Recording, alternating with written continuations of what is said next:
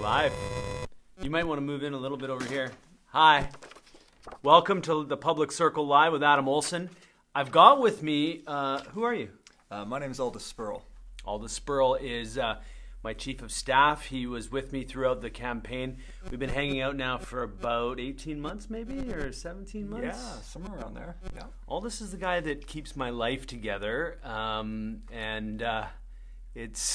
I'm thankful to have Aldous in my life, I can tell you that. And I know that Emily, my wife, is thankful to have Aldous in our life as well. You're watching the Public Circle Live from the Landmark building at the foot of Beacon Avenue in the beautiful town of Seaside Village of Sidney by the Sea. And I can see actually that the mayor of this fantastic town is on. I'm on watching us live, and I can imagine that he's going to be sending us corn emojis any minute now, because that's just how we roll. But anyways, this is our weekly show. There he is. I can see him. Thank you. Thanks, Steve. Steve Price, the mayor of Sidney, is flooding us with thumbs up and love. So this is the third episode. It's Friday, February the 23rd. I have with me my chief of staff, Aldous Sperl. We're going to be doing this together because I thought, you know what, oftentimes you see the MLA, you see my face, you see the work that we do in the legislature, but what you don't see are the people behind the scenes, the people who make actually all of the stuff that we do happen and make it work in this office that we have here in the Landmark building. I'll just flash this up. If you want to check us out, you can find us online at adamolsen.ca, or you can email us, email Aldous, adam.olsen.mla@ledge.bc.ca if you have any questions about the work that we do in our office here in the constituency office. So just quickly, what's it been like for you? You went from being a campaign manager on the political side to now servant of the public, someone who has to help me work through the volume of work that we have in Saanich North and the Islands. What's it like for you? Well, I'd say there's never a dull day. I don't know what's going to come up on any given day. Always a ton of issues to juggle. There's a lot of things that require our attention. There's a lot of issues going on in the community. There's a lot of areas where leadership are required. Mm-hmm. And for me, the transition to being partisan and trying to communicate a certain message to now being the staff for the representative of this region and dealing with all issues that affect people in the constituency, that's been a change. And there's a lot more when you don't have a specific message that you're trying to deliver. Yeah, I mean, we're really working. It doesn't matter the politics, the party politics is set aside in this job, and while I'm the chair and the whip for the Green Party caucus within the legislature, this office is is sterilized politically. There's nothing political about this office other than that we help our constituents access government programs, and frankly, we see a lot of the people that fall through the gaps that government creates, and we're going to talk in a few minutes about the budget, and you got this massive budget, and it's definitely not all things for everybody. There's going to, as soon as the budget came down, we heard a lot of the complaints around it and how it's going to affect people, and that's just the way a budget's going to be. But in this office, what are some of the issues that you're seeing on a regular basis? I think we see problems with WorkSafe. We see problems with MSP payments. We see problems with people not being able to access certain government systems like they should be able to. For example, if you have a hyphenated last name, turns out that's an issue in BC. And we're working on that issue. Actually, I found out this week, and it's on the order paper, so I can say this. I haven't seen the private members bill, but there's the opposition House Leader, Mary Polak, has put on, that's from the official opposition, former Environment Minister, has put a bill, a private member's bill, on the order papers to deal with that issue. And we've heard about the hyphenated name issue. And it's one that, frankly, needs to be dealt with. It certainly tends to affect women, but also children who carry a double-barreled last name, a hyphenated last name, more than perhaps men. But at this stage, anyway. So I'm looking forward to seeing the bill. And in fact, I was talking to my colleague Sonia Firstino, and she's our House Leader. So her and her and Mary communicate on a regular basis, and we're going to be seeing it soon. And it's an issue that I think that actually we can move through the House. It's one that I'll be advocating for because I know we've heard about it. John Reddens from Ottawa South. We've got a nationwide. This is a nationwide show.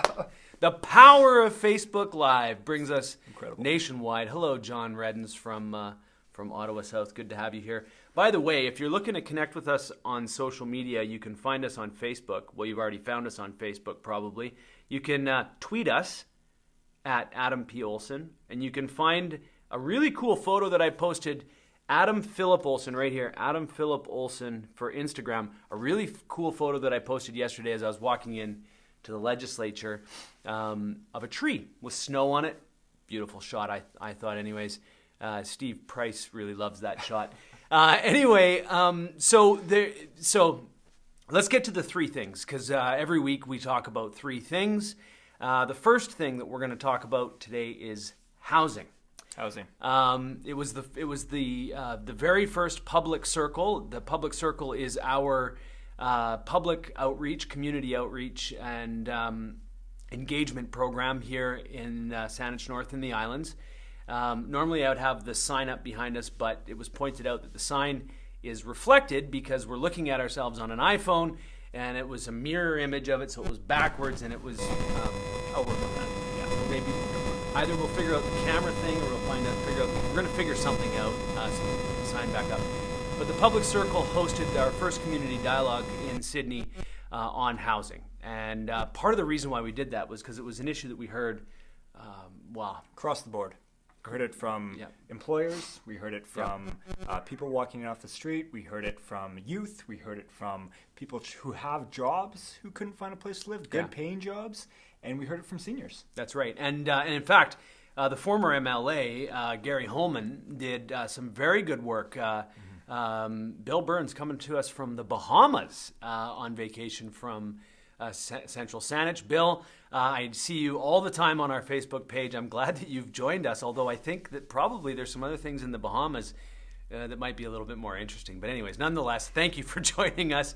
It will be up on YouTube later. You can watch it later. But as I was saying, the former MLA, Gary Holman, did some really good work to identify, it was a gap analysis, basically, on the housing gaps on the Saanich Peninsula. And what his work did, and he helped commission a study on housing affordability on the Saanich Peninsula.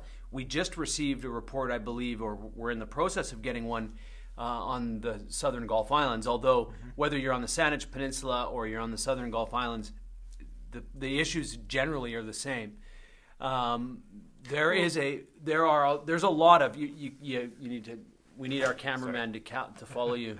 Unfortunately, we don't have a cameraman. Surprisingly, I thought it might be less of an issue on the Gulf Islands, but actually that's not the case at all. It's more of it. Well, the issue is more acute on the Gulf Islands, and basically what we have and what the studies are saying is absolutely. Gary deserves an awful lot of credit, Kathy, for this. What I would say is that we have an awful lot of high-end housing for a certain demographic at the top end of the market, and we've not done a good enough job, in my opinion. And I take some of the blame on this because I was a former Central Saanich councillor. To ensure that we're building complete communities, housing for a variety of demographics, from no income all the way through moderate to high end. And actually, Bill did ask a question earlier on our Facebook page about whether or not we had anything, or the government had anything in the budget on for homeless. And I think I'll go back and take a look at it closely. I'll be doing my budget speech on Monday. But the government does have a very comprehensive housing policy that they've rolled out, both on the supply side, substantive $6 billion over 10 years in funding for housing across a wide spectrum.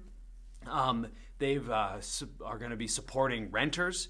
low-income renters through the RAP program, which you're probably familiar with, and seniors through the SAFER program. They're going to be increasing the rent subsidies on both of those programs to be helping renters. They're also investing pretty heavily in the supply side. And something that the BC Green Party caucus has been very, very vocal on is they're going to be finally taking action on the demand side with a speculator's tax, a speculation tax of 2%, and as well an expansion of the foreign buyer's tax. As well, they're going to be collecting more data on like the loophole that Andrew was talking about for the Bear Trust loophole, where you can buy a property in a company and then flip the shares of the company to somebody else without paying your property transfer tax. So they're going to be collecting data on that to find out what kind of problems, how broad the problems are within that, so that then the government, the CRA, the federal government, can start to take more action on it. So I think, as I said in question period yesterday, when I asked the government, when I asked the Minister of Finance, Carol James, what the intentions and the objectives of the program were, I framed it in the context because I truly believe this, that the government took much, much more substantive action than the previous government was ever willing to take on housing. And in fact, part of the problem and part of the reason why this budget required dramatic action to be taken this year is because former government did not take a more measured approach over a number of years. So now we've got to take action. We're hearing it on the Gulf Islands. We're hearing it on the Saanich Peninsula. We're hearing it across the CRD through the Metro Vancouver. When I was up in Kelowna, we heard it in Kelowna. There is a housing affordability crisis in this province, and it needs to be addressed. And we've been hearing, and full disclosure, accountability, we've been hearing from constituents how this is going to impact them and how it's going to impact the investment that they've made in their real estate. And I'm compassionate to that. Although I have to state, it is important that we take action on this. And it is important that we move to ensure that housing affordability, to ensure that we don't have like a ratio of 37 to 1 like they do in Vancouver, where 33% of your income should be dedicated towards your housing. Well, in Vancouver, it's off the charts. $1.6 million is the average house price in Metro Vancouver. That's not acceptable. It's not sustainable, and it's hollowing out our communities. And so it's important that we take action. It's unfortunate that we have to take the action all at once. I think it would have been nice if the former government took some action. They didn't. I'm thankful that this government did move on it. I think if there's one complaint that I have, and Minister James has been in the media today talking about the goal and the objective of this is to moderate the housing market. What's not clear within the budget is exactly what the objectives are of the housing policy. Is it to stabilize the market where it is currently, because it's already unsustainable? So that, is it to moderate the market, which is what in other language it's been used? Is it to responsibly deflate the market? We've been advocates of letting some air out of the balloon. One of the things that we know is that housing markets that get into a bubble situation, most of them crash. And the last thing that British Columbians can afford is a housing crash and putting British Columbians underwater. We can't afford that. So we need to take action that has some downward effect on it. And I recognize that makes people anxious, and I respect the anxiety that's created around that. We have to do it in a responsible way. And so that's the reason why yesterday I asked the question of the government, what was their objective, so that then we as opposition members can hold government to account on the housing policy. We've got something to evaluate it against to ensure that that we can evaluate the housing policy is actually very important. And not only that, it sends certainty to the marketplace if they know what the government's trying to achieve. It's true. Yeah. I realized I talked for a long time. That's okay. So that was a great... thank you for jumping in. By the way, just so that everybody knows, you're watching the Public Circle Live with Adam Olsen. And Aldous Sperl. You can get a hold of us on our website, adamolsen.ca. You can email us, adam.olsen.mla@ledge.bc.ca. So, I want to talk about the Indigenous language program. That was a big piece of the budget, which I thought was really great. Massive. A few years ago, a couple of years ago, the federal government announced that it's going to be taking more action towards restoring Indigenous languages.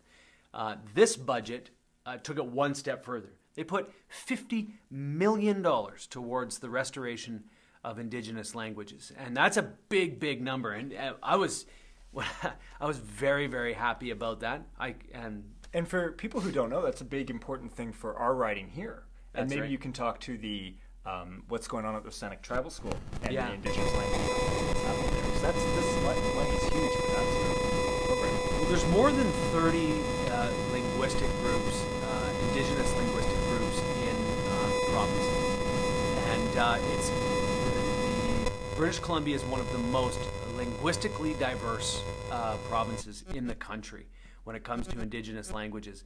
And when we go back into history and we talk about reconciliation, we've talked a lot about reconciliation, and one of the primary actions that we can take on reconciliation is the restoration of Indigenous languages. And this isn't just for Indigenous people, this is for all British Columbians. And the reason why I say that is because in the last election, we used the local language here, Saanich, a lot. And it moved people.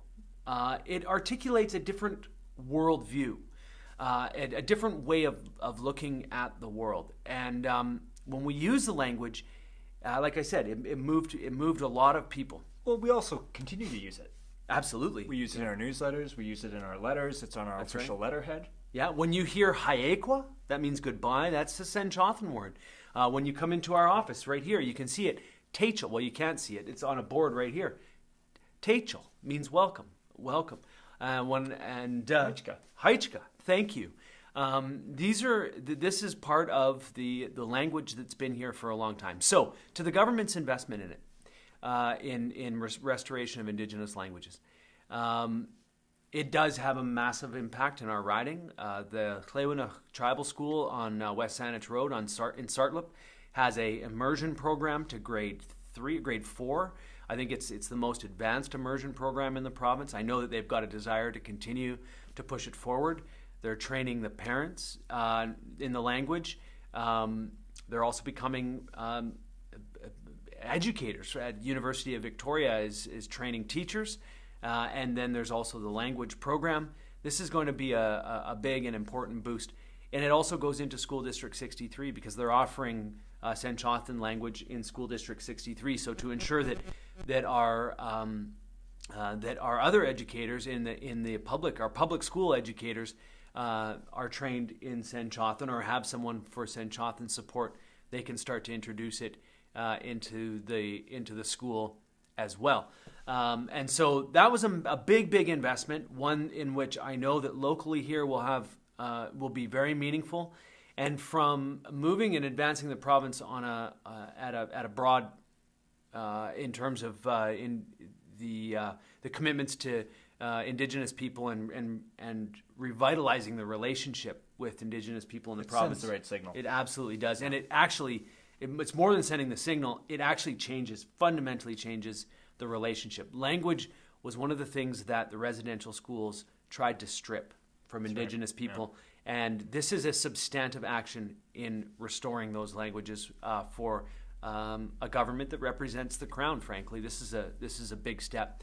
I see that we have a question about how this budget will affect small business. Frankly, I'm not going to get into that right now. Thank you for the question. I have to do some more. The information started to come out from other budget speeches. I don't have enough information at this point to speak on it thoughtfully, so I'm going to leave it.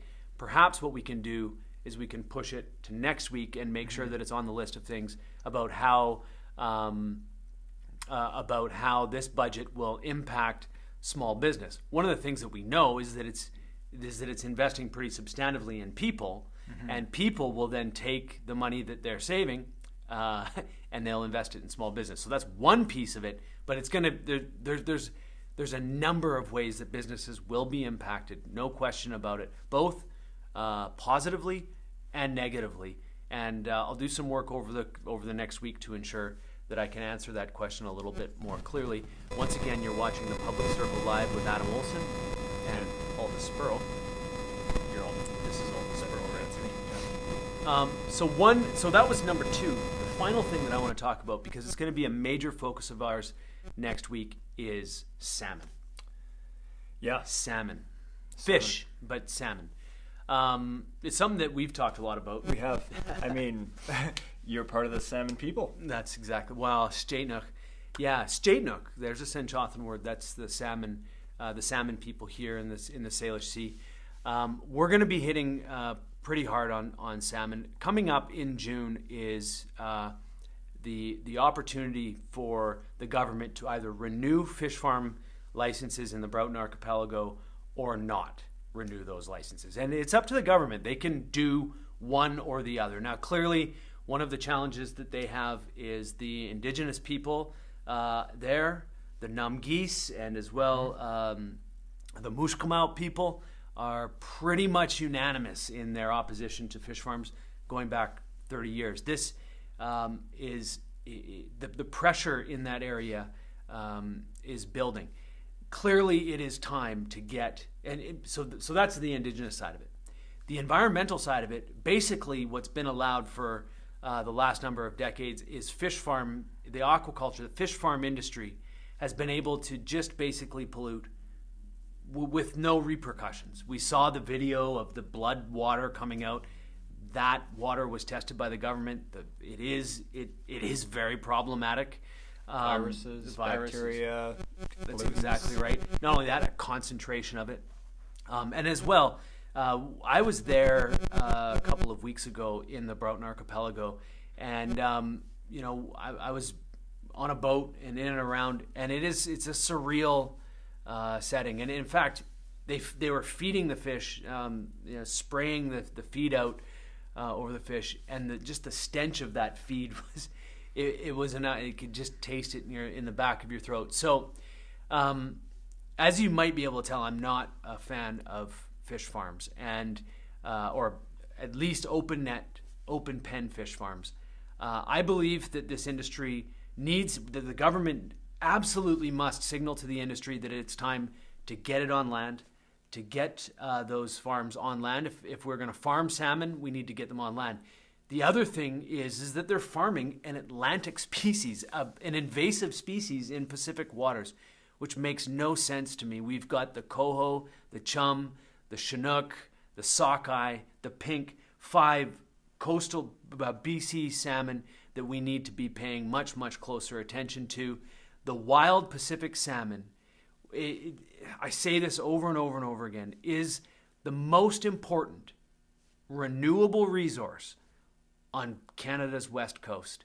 And frankly, the federal government has watched and been stewards of this industry almost to extinction in many creeks and streams on the coast.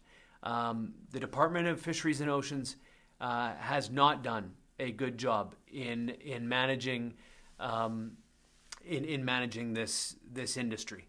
The creeks and streams, when we're there speaking with First Nations who've been fishing the waters or speaking with commercial fishermen, it's actually very sad, the situation that it's in. So next week we're going to be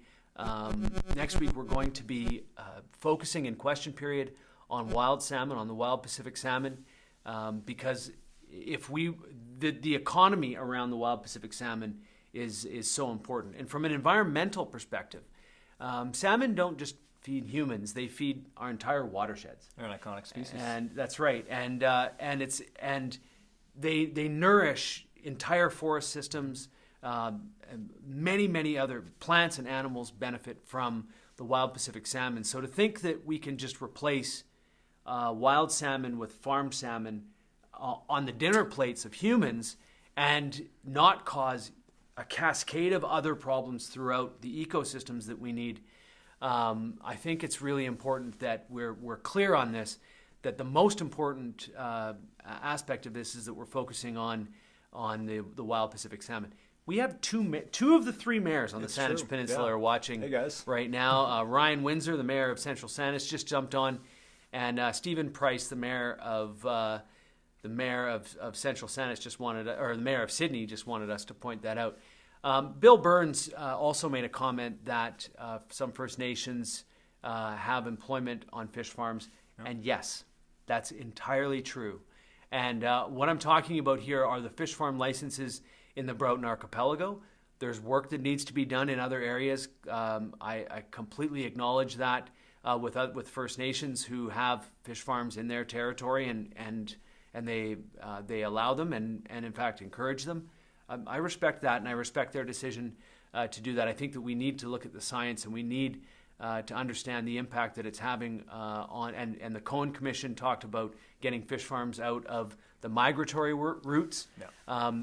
So I want really to the issue. Yeah, and I want to acknowledge the comment because Bill's correct. First Nations do work and have fish farms as welcome in their territories. So I want to respect that. Again, you are watching the Public Circle Live. We're just about done here, actually. You can get a hold of us at my website, adamolsen.ca. You can email us at adam.olsen.mla@ledge.bc.ca. And if you're wondering why we use these beautiful little paper... it's because Adam likes holding things in his hand. That's really it. Actually, it's because we run a pretty low-budget show here. I mean, we have to talk to the man who runs the budget. Okay. This guy, right? No. Yeah, we can. No. I said I want to start a Facebook Live show, and I said I'll do it without asking for any more resources from my team. So yeah, and for everyone watching, maybe we should just talk a tiny bit about why we're doing this. Yeah. And the idea here, I think, is because we want to have the best public outreach program that we possibly can. And one way for you to interact with your elected representative here is to ask questions that we can answer live to everyone in the riding, to everyone who's watching this across the province or internationally. Yeah. From the beach in the Bahamas, apparently we've got, and in Ottawa South. Yeah. So to that point, send us a question. In fact, a lot of the salmon stuff, and I didn't actually read it, but it is here somewhere. Douglas Gook from Central Interior BC, Dragon Lake, I think it was. Anyways, sent us a question in the context of the Mount Polly mine disaster and asking us about salmon and what we can do for salmon. Mm-hmm. And so my apologies. I should have acknowledged the fact that we did get that question. Next week, I'm going to be doing this again, 4:30, Friday afternoons. So send us a question. There we go. There's a question. There's a question. Morgan. You know, why don't we ask that question? So Kinder Morgan's been in the news a lot recently.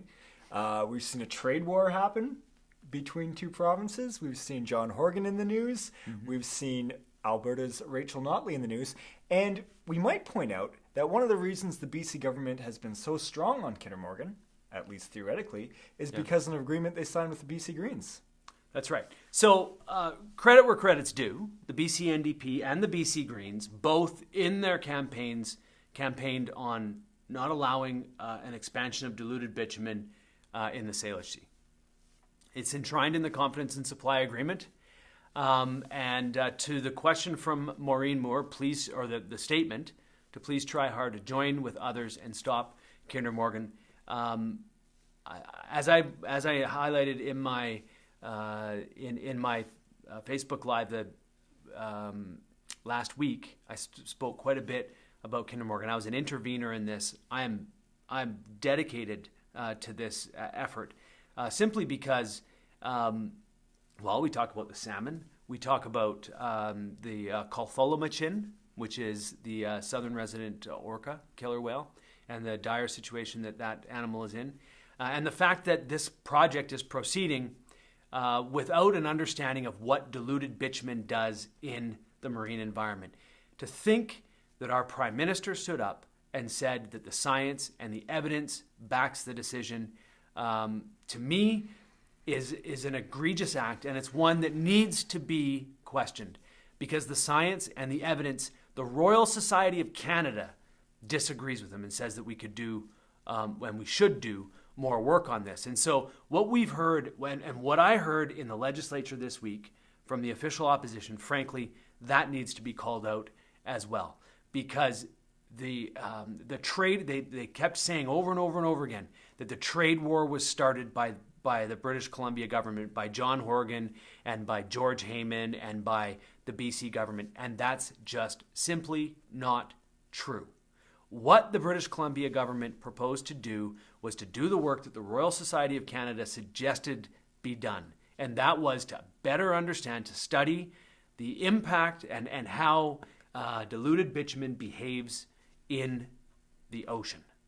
Because when they tested it, frankly, they tested it in a bucket with fresh water in Alberta. That's how Kinder Morgan tested to see if diluted bitumen floats or sinks. So there's been some studies, there's been some questions raised, they've not been answered, and the reality is that it was recommended that the government do more investigation in this. Further to that, Prime Minister Trudeau promised to review the National Energy Board and to strengthen the National Energy Board, which he's done after accepting the National Energy Board's recommendation to approve Kinder Morgan. That's not what his promise was to British Columbians. And so we have been strong on this. We will continue to be strong on this. My riding is perhaps one of the most affected ridings in this province when it comes to tanker traffic. The tankers come right through the middle of the southern Gulf Islands, through the Salish Sea. The people of all of the southern Gulf Islands, Sidney, Central Saanich, all the way through Saanich, Victoria, Oak Bay, all of these ridings need to have people standing up for them to ensure that our beaches are not paved at some point in the future, and to ensure that we understand the impacts of the decisions that we're making. And frankly, the federal government does not have a good understanding of how diluted bitumen reacts in oceans. So we didn't start a trade war. We simply did what the science said we should do, and that was take a further look at it. The trade war was started when Alberta reacted disproportionately. Thank you. That's very political way of putting it. Disproportionately, and then banned wine, BC wine in Alberta. Thankfully, that seems to have calmed down a little. British Columbia, and frankly, I think the BC government's handled this very well. Been calm about it. They're standing up. BC government standing up for the people of British Columbia, and in fact suggested that what Alberta was doing was not legal in banning BC wine. We have agreements in this country that allow goods to flow from one province to another, and Alberta stepped over the line there. Of course, I think the Premier of Alberta's calling all of this a win. But basically what the provincial government of BC government did yesterday was they said, let's let the courts determine whether or not we can ask this question. Can we ask a question about this product that's coming by pipeline into our province if we can study this? And so they've sent it off to the courts, which is appropriate. I think we continue to do the work. I do not want to let our foot off the pedal of on this. So, thank you for the statement, and for that we should be continuing the effort on Kinder Morgan. We will be. So, in an effort to not go on all afternoon, because probably could, just want to point out. Yep. Yesterday, on our website, adamolsen.ca, you can find my question that I asked to the Finance Minister, Carol James, about housing, about the intentions around the housing policy that they put forward. On Monday, I am up in the House on my response to the budget, where I will be looking at these things and many other things in the budget. There's a lot in it. There's a lot in it for Saanich North and the Islands. I'll be highlighting where we've heard gaps and where this budget starts to address it. And I'll be working every day between now and for the rest of the year to ensure that the BC budget positively impacts the riding, Saanich North and the Islands. There's some healthcare stuff. There's some education stuff, transportation pieces. Bill Burns made a comment earlier on about the changes to BC ferries and the impacts. Well, I'll be talking about that in my budget response. So tune in to the website on Monday, and I'll have the video of my budget response speech up at that time. And I want to say, in week 1 of the Public Circle Live, I had 2 viewers. Mm-hmm. Week 2, I had 5 viewers. Week 3, there's been consistently about 10 viewers. We're going to have to upgrade. We're going to have to get some fancy logo behind us. We're going to have to get some lighting, maybe a better microphone. I don't know if everyone can hear us super well, but I think there's some upgrades we might have to make. For everyone watching, if you would like Adam to answer a question next week, please send us an email this week, and we'll try and get to it next week at 4:30 for the Public Circle Live. You can send your question to adamolsen.mla@ledge.bc.ca. adam.olsen.mla@ledge.bc. Yeah, I should read that better, I guess. Don't send it to the email address. Send it to the one that you see on the screen, adam.olsen.mla@ledge.bc.ca. Check out our website. I post all of the videos of the work that I do in the legislature on my website. You can see it there. As well as regular blog posts and upcoming events. Yes, that's right. And we do, actually, thank you for that. We have an upcoming event. The Public Circle started as an event, and I'm looking around the room that we meet in. We do regular community dialogues. The next community dialogue is on Saturday, March 24th at 10 a.m.